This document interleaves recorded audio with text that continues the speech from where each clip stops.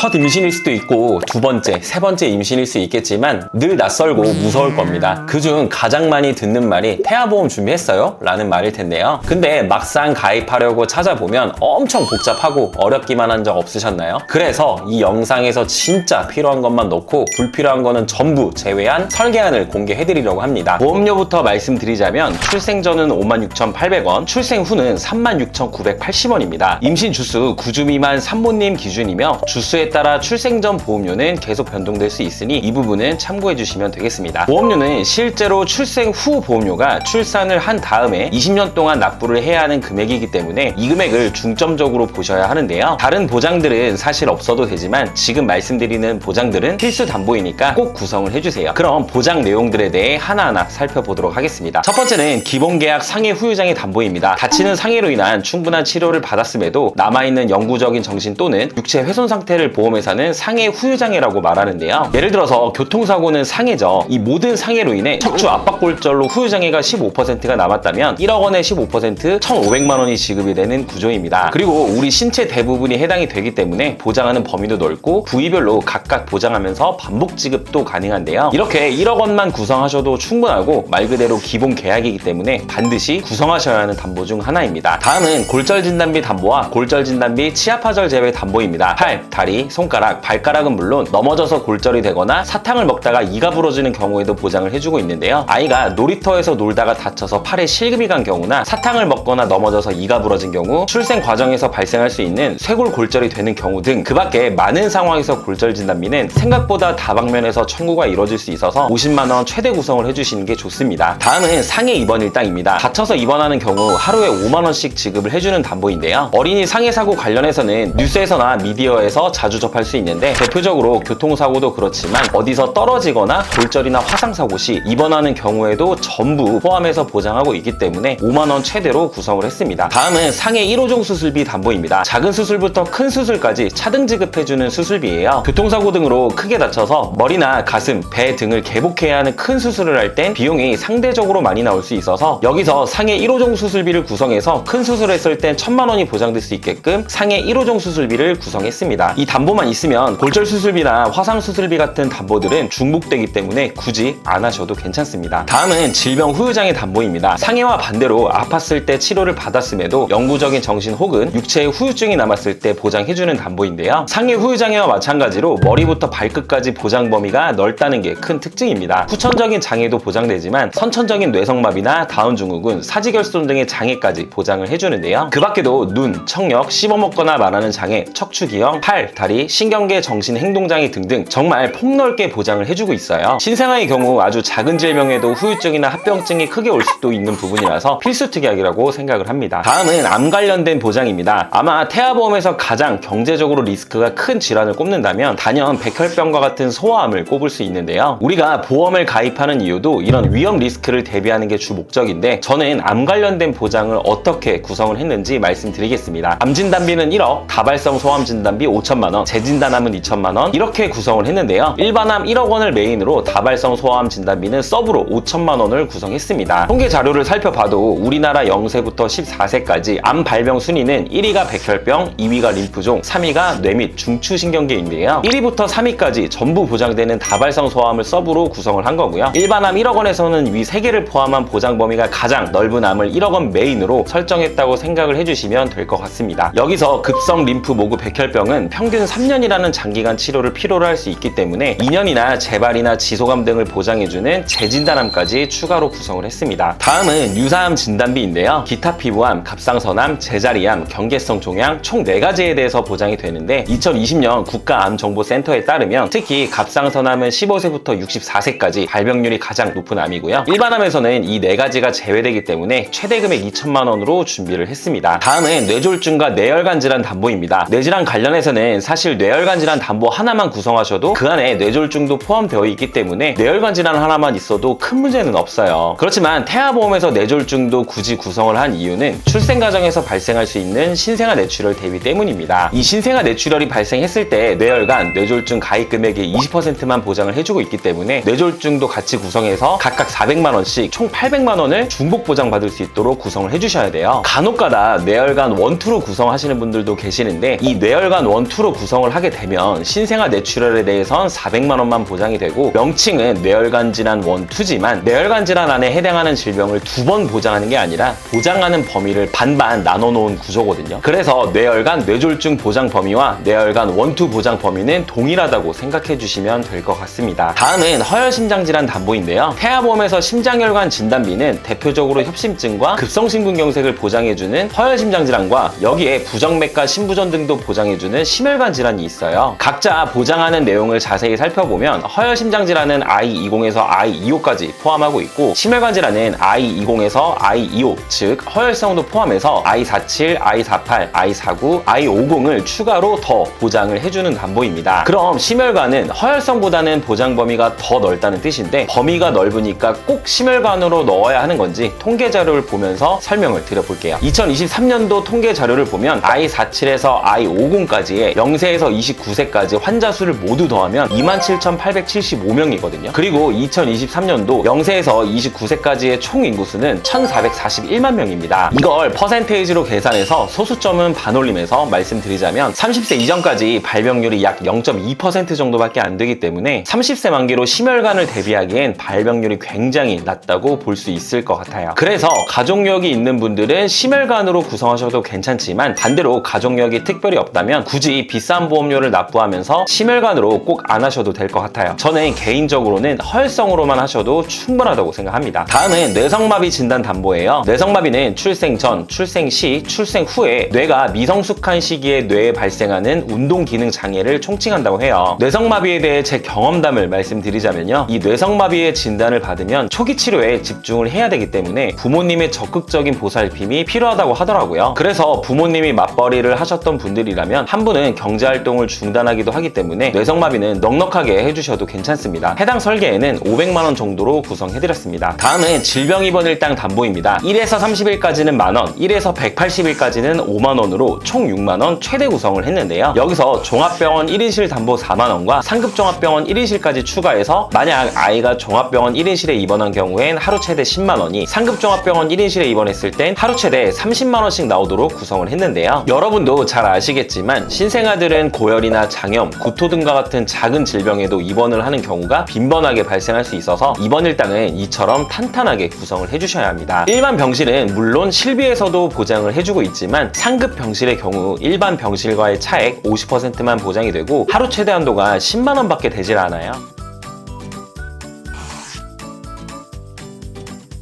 실비 최대 한도 10만원을 보장받더라도 자기부담금을 하루당 최소 30만원 정도 부담을 해야 합니다. 대부분의 소아병동은 상급병실로 많이 이용을 하므로 이 자기부담금에 대해서 입원일당으로 어느 정도 보완을 해준다고 생각을 해주시면 될 것 같아요. 또 하나, 간혹 질병 중환자실 입원일당 담보가 없으면 저체중아 입원일당이 보장 안 되는 것으로 생각하시는 분들이 계시는데요. 저체중아나 조산으로 인큐베이터로 입원을 하게 되면 질병 입원일당 담보에서 하루에 6만원씩, 저체중아 입원일당 담보에서도 3일 이상부터 추가적으로 5만원씩 보장이 됩니다. 여기서 중환자실 입원일당을 더 추가하는 개념이에요. 또한 우리나라 본인부담률 경감 제도로 인해 저체중아로 입원 시 본인부담률 5%만 부담하면 되고 이마저도 실비에서 보장하기 때문에 생각보다 병원 비용이 안 나올 수 있으니까 이 부분은 참고해서 중환자실 입원일당 구성 유무를 판단해 보시면 좋을 것 같아요. 저는 개인적으로 중환자실을 추천하진 않습니다. 본 광고는 심의 기준을 준수하였으며 유효기간은 심의일로부터 1년입니다. 다음은 질병수술비 선천 포함 혀유착 제외 40만원, 질병수술비 선천 포함 혀유착 제외 경증 제외 담보 10만원 구성했습니다. 아이가 뱃속에서부터 가지고 태어난 선천적인 질병이 중요하다고 말씀드리는데 이런 선천적인 질병으로 수술했을 때 최대한 보장받을 수 있도록 구성을 해드렸고 다발성 수술들도 최대한 보장을 받을 수 있도록 구성을 해드렸는데요. 선천 이상 수술 관련해서는 예를 들어 심실 심방 중격 결손이나 다지증, 구순열, 9개월 수술과 같은 이런 선천 이상 수술 부분들에 대해선 50만원 그대로 보장을 해주도록 설계를 했습니다. 미용 목적이나 성형수술 등의 몇 가지 안 되는 내용들이 약관에 기재되어 있고 이러한 면책사항 몇 가지 제외하고 선천 이상을 포함하는 수술들을 최대한으로 보장 금액을 설정을 해드렸다고 보시면 될 것 같고요. 참고로 개인적으로 입원일당 다음으로 이 수술비 담보 청구율이 가장 높은 것 같습니다. 다음은 질병 16종 수술비 담보인데요. 상해 1호종 수술비와 마찬가지로 가입 금액이 높아질수록 복잡하고 중대한 수술이라고 보시면 되는데 예를 들어 1종은 탈장이나 편도, 중이염 수술 등이 있고 2종은 맹장 대장내장, 전립선, 디스크 수술, 3종은 협심증, 위궤양, 유방절제술 등이 있고요. 4종은 기관지나 폐, 신장 등을 개복한 동반수술, 5종은 뇌출혈, 심근경색, 암수술, 장기이식 수술 등이 해당이 됩니다. 1종은 20만원부터